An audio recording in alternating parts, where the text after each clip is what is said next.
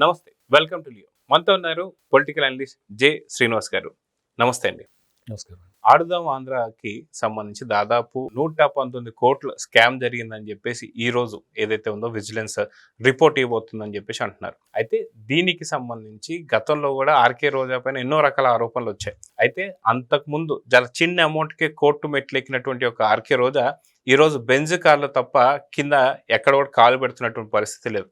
అయితే నగరి ప్రజలకు ఏం చేశారు, నగరిలో కూడా ఎంతో మందికి ఏదైతే చైర్మన్కు సంబంధించి కావచ్చు, లేదా వార్డు మెంబర్ సంబంధించి కావచ్చు, ఎన్నో లక్షలు లంచంగా తీసుకున్నటువంటి ఒక వైన మనం చూసాం. అక్కడ కూడా దొరికిపోయింది ఆర్కే రోజా.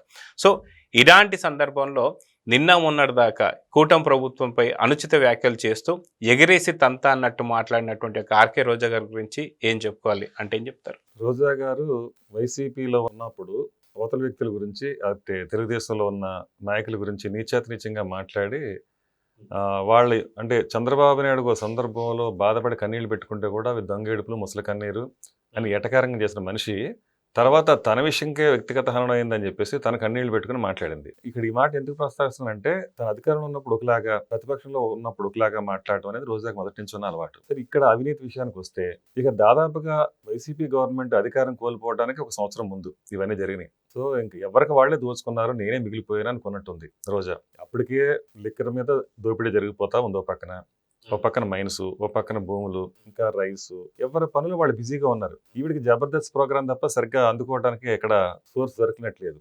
ఇంకా అందులో భాగంగా ఈవిడికి కూడా ఒక పెట్టి, అంటే పెట్టులో డబ్బులు పోతా ఉంటాయి కదా మనకి అన్ని స్కామ్స్ లో కూడా, అలాగే ఏదో ఒకటో రెండో పెట్లు నేను కూడా పక్కన పెట్టుకోవాలి అధికారం ఉన్న రోజుల్లో అనుకుంటాను. అలాగే వాళ్ళు కూడా ఇచ్చినట్టున్నారు. ఆడుతా ఆంధ్ర అని చెప్పి ఆంధ్రాని ఆడుకున్నారు. చివరిగా 5 ఏళ్ళు ఆడుకున్నారు. ఇక మేము ఎలా ఆడుకున్నామని చూపించడానికి ఇది ఒక మళ్ళీ ఫైనల్ గా ఇది ఒక చివరి ఆట అనమాట. ఇక ఆఖరి ఆట అంటారు కదా సినిమాల భాషలోనూ, ఇక ఆఖరి ఆట జరిగింది. ఆ ఆఖరి ఆటతో ముగింపు వచ్చేసింది. ఇప్పుడు రోజా గారి విషయంలో కూడా ఇక ఆఖరి ఆట రేపు మనకు కనిపించబోతుంది. ఎందుకంటే అధికారం ఉన్నంతసేపు ఏం దోచుకున్నా చూశారు. ఆ బ్యాట్లు కానీ, నాసిరకం కిట్లు కానీ, అలాగే ఆట పేరుతో కానీ ఏది ఒక వీడియోకి ఫోటోషూట్కి 30 లక్షలు ఖర్చు పెట్టారు వైజాగ్లో. భోజనాలకి అయితే 40 లక్షలు అంటున్నారు. 40 లక్షలు ఖర్చు పెట్టి అక్కడ ఎక్కడ అరాకొర వసతులు కూడా లేవు. ఎవరికి భోజనాలు పెట్టింది కూడా 100 మందికి కూడా భోజనాలు పెట్టింది లేదంటున్నారు. ఇంకా అన్యాయం ఏంటంటే అసలు ఎవరు ఆడని వాళ్ళకి కూడా, అంటే ఎవరైతే అధికారులు ఉంటారో వాళ్ళు, వాళ్ళ బంధువులకి, అలాగే వైసీపీ కార్యకర్తలకి, ఇంకా ఒక్కళ్ళని కాదు ఎవరికంటే వాళ్ళ పేర్లు ఎక్కడ నమోదు చేసేసుకోవటం, వాళ్ళు ఏదో ఆడినట్టు వీళ్ళేదో బహుమానాలు ఇచ్చేసినట్టు. ఇక అంతా ఎంత స్కామ్ కదండి. మొత్తం మీరు అన్నట్టు 100-150 కోట్లు ఏదైతే ఉందో అది మొత్తం అందులో కంప్లీట్ పక్కదారి పెట్టేసింది. మరి అలా పక్కదారి పట్టబట్టే ఇవాళ ఆవిడకి బెంజ్ కారులో తిరుగుతుంది. అలా పక్కదారి పట్టబట్టే ఇవాళ ఆవిడ హైదరాబాద్లోని, బెంగళూరులోని ఎక్కడెక్కడో ఇంకా ఏవేవో మరి ప్రాపర్టీస్ కూడా మరి పక్కన పెట్టుకోగలిగింది అంటున్నారు.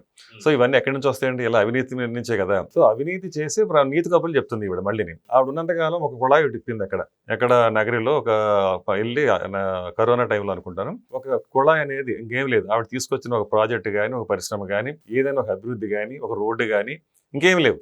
5 ఏళ్ళు చేసింది అది ఒకటే. ఇంకా తర్వాత మీడియా ముందుకు వచ్చిన మాట్లాడుకుని అవాకులు చవాకులు మాట్లాడుకోవటం, ఇంకా అంతకంటే ఆవిడ చేసింది ఏమి లేదు. ఈ అవినీతి అయితే ఇక విచ్చలవిడిగా జరిగిందండి. ఇప్పుడు విజిలెన్స్ ఓ పక్కన దర్యాప్తు చేసింది, ఓ పక్కనేమో ఎన్ఫోర్స్మెంట్ కూడా అయిపోయింది, పూర్తయిపోయింది. ఇప్పుడు డీజీపీకి రేపు ఇవాళ ఇస్తున్నారు నివేదిక. అది ఆయన పరిశీలన చేసిన తర్వాత డెఫినెట్గా ప్రభుత్వానికి దీనికి ముందు పెడతారు. ఇంకా ప్రభుత్వం ఖచ్చితంగా తగిన చర్యలు తీసుకోవడం జరుగుద్ది. అందులో భాగంగానే ఇంక ఇవాళ రేపు మరి దాని మీద ఒక క్లారిటీ రాబోతుంది. క్లారిటీ వస్తే కనుక ఖచ్చితంగా ఈయన ఎలాగైతే రోజా గారు ఉన్నారో, అలాగే ఎవరైతే ఇంతకుముందు బైరెడ్డి ఆయన కూడా సాబ్ చైర్మన్ గా ఉన్నారు కదా, ఆయన కూడా డెఫినెట్ గా వీళ్ళు ప్రాసిక్యూట్ చేయబడతారు, అందులో అనుమానం లేదు. అవును, మనం చూసుకుంటే వైసీపీ నేతలు ఎవరైతే గతంలో చేసిన స్కామ్లకి ఒక్కొక్కరు అరెస్ట్ అవుతున్నారు, వాళ్ళు చేసిన అక్రమాలకు కావచ్చు, అవినీతికి కావచ్చు. కానీ ఇప్పుడు వచ్చేసి ఎప్పుడు అరెస్టులు జరిగినా సరే అక్రమ అరెస్టులు అని చెప్పేసి వాళ్ళ సాక్షి పత్రికలు కావచ్చు, లేదా ఛానల్లో కావచ్చు మనం చూస్తూ వస్తున్నాం. కానీ ఆర్కే రోజాని అరెస్ట్ చేస్తే నిజంగా ఏం జరగబోతుంది? నిజంగా వైసీపీ ఏం చెప్తుంది అంటే ఏం చెప్తారు? గతంలో ప్రతి దాంట్లోనే అమాయకులు అన్యాయంగా మా మీద కేసులు పెడుతున్నారు, ఈ కేసులు వీగిపోతాయి, ఇవి నిలబడవు చట్టం ముందు, ఇవన్నీ మామూలుగా రోజు రెగ్యులర్ గా మాట్లాడేవి. అరిగిపోయిన గ్రామ్ ఫోన్ రికార్డ్ లాగా వాళ్ళు అదే. అంబటి రాంబాబు గారు వస్తారు మీడియాకు ముందు, అంతకుముందు స్క్రిప్ట్ ఏదైతే ఉంటుందో ఆ టేబుల్ మీద పెడతారు. ఆ టేబుల్ ఉన్న స్క్రిప్ట్ పట్టుకుని ఈయన బట్టి పడతాడో, లేకపోతే ఈయన కొంచెం వాక్చాతుర్యం ఉంది కాబట్టి ఆయన పద్ధతిలో ఆయన ప్రజెంటేషన్ ఇస్తాడు. అంతకంటే ఏం లేదు. ఇక్కడ జరగాల్సింది జరిగింది అవినీతి అయితే. ఇది కళ్ళగట్టినట్టు ప్రజలందరికీ తెలుసు. అలాగే ఇప్పుడు ఆ దర్యాప్తులో కూడా అన్ని బయటపడ్డాయి. పూర్తిగా ఆధారాలతో, ఆరోపణలు కాదండి ఇవి, ఆధారాలతో విజిలెన్స్ కానీ ఎన్ఫోర్స్మెంట్ కానీ బయటకు తీసుకొచ్చినాయి అన్ని. ఈ కీలక సమాచారం అంతా బయటికి తీసుకొచ్చి ఎక్కడెక్కడ ఎంత దుర్వినియోగం జరిగింది నిధులు, ప్రభుత్వం నుంచి ఏ విధంగా వాళ్ళకి కావాల్సిన వాళ్ళకి వాళ్ళు దారి మళ్లించుకున్నారు, ఒక కిట్ల విషయంలో కానివ్వండి, బ్యాట్ల విషయంలో కానివ్వండి, లేకపోతే బహుమతులు ఇచ్చే దగ్గర కానివ్వండి, లేకపోతే ఆర్గనైజ్ చేసే దగ్గర కానివ్వండి, అంటే ఒక చోట కాదు ప్రతి చోట కూడా ఎక్కడెక్కడ ఈ డబ్బులు దారి మళ్ళినవి అనేది పూర్తిగా వాళ్ళ దగ్గర సమాచారం ఉంది. ఆ సమాచారం ఉండబట్టి వాళ్ళ నివేదిక రేపు బయటపడుతుంది.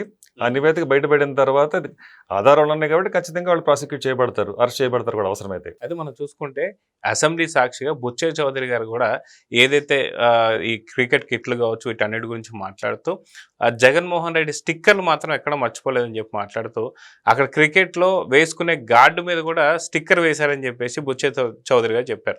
సో వీళ్ళు స్టిక్కర్లు వేయడం తప్ప చేసింది ఎటువంటి పని సరిగ్గా లేదని చెప్పేసి అనుకోవచ్చు అంటారా? స్టిక్కర్ అక్కడే గార్డెనే కాదండి, కోడి గుడ్డు మీద కూడా వేశారు. తినే కోడి గుడ్డు మీద స్టిక్కర్ అవసరం ఉందండి అక్కడ కూడా గుడ్డు. అంటే ఇక ఇది ఎలా ఉందంటే ఇంకా గుడ్డు అది విడ్డూరమే అంటాం చూడండి, అలాంటివన్నీ కూడా వాళ్ళు చాలా చేశారు.